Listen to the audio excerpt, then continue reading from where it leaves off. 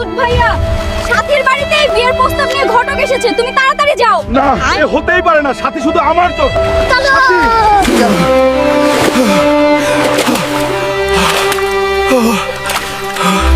A few moments later. কি চাস তুই? বেরিয়ে যা। আঙ্কেল, আমি আপনার মেয়ে সাথীকে অনেক ভালোবাসি, আপনি অন্যখানে ওর বিয়ে দিচ্ছেন কেন? 2 টাকা কামাই করার মুরত নাই, আবার বিয়ে করতে আসছে, শখ কত? আঙ্কেল, আমাকে 2টা মাস সময় দিন প্লিজ, আমি একটা কাজের ব্যবস্থা করবই। 2 মাস না, তোমাকে আমি 1 মাস সময় দিলাম, ভালো একটা চাকরি করে দেখাও, তাহলে আমার মেয়ের সাথীর সাথে তোকে বিয়ে দেবো। আচ্ছা ঠিক আছে, সঠিক সময় ফিরে আসবো আবার। তাহলে আমার মেয়ের অন্যখানে বিয়ে আর দিচ্ছি না, তোমার অপেক্ষায় রইলাম। হাল্ক, মা, নিজের খেয়াল রাখিও। শহরে গেলাম, কষ্ট ছাড়া সফলতা আসবে না মা। ভালো থাকিও, বিদায়।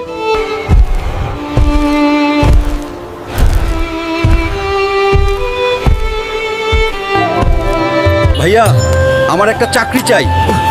ধর্মিয়া, তোমাকে কেউ চাকরি দেয়? সরে যায় এখান থেকে। হাল্ক এভাবেই কাজের সন্ধানে এক কোম্পানি থেকে আরেক কোম্পানির দরজায় দরজায় ঘুরে হঠাৎ একদিন বলল, ভাইয়া, একটা কাজ চাই। চিন্তা করো না, আমাদের প্রচুর লোকের প্রয়োজন, আজকেই জয়েন হও তুমি। এটা আপনাদের রুল। আচ্ছা ভাই, আপনি নতুন, আপনার বাসা কোথায়? সৈয়দপুর নীলফামারী। ভাইয়া, আপনার ছেলে মেয়ে কয়টা? বিয়েই করতে পারি নাই, বাচ্চা কই থেকে আসে? জীবন কাহিনীটা অন্যদিন শুনিয়েন ভাবি।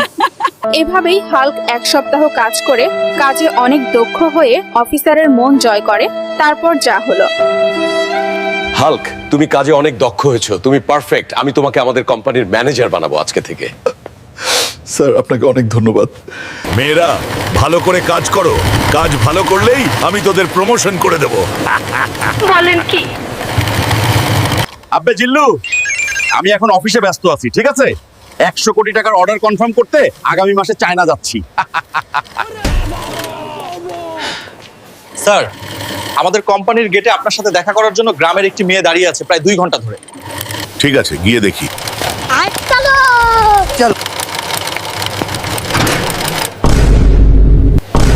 তুমি আমার কল ধরো না, তাই তোমাকে দেখতে আসছি, আমার জান হাল্ক। আপনি কে? আপনাকে তো আমি তো চিনি না। বা হাল্ক বা সুন্দর অভিনয় জানো, টাকা পয়সার মালিক হয়ে আমাকে ভুলে গেলে। এই মুহূর্তে বেরিয়ে যান, না হলে আমি দারোয়ান ডাকতে বাধ্য হব। চল।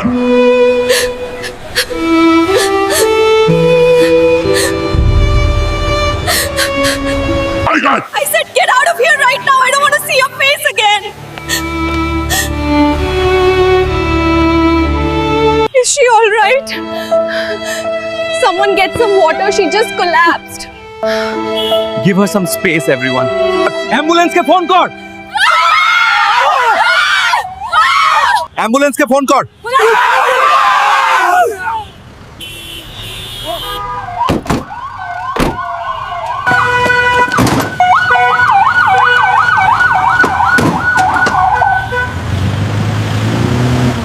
আজকে জয় হাল্ক বিডি গার্মেন্টসের সামনে একটি গ্রামের মেয়ে রক্তশূন্যতার মাথা ঘুরে পড়ে যায়, পরে তাকে সিটি হসপিটালে ভর্তি করানো হয়।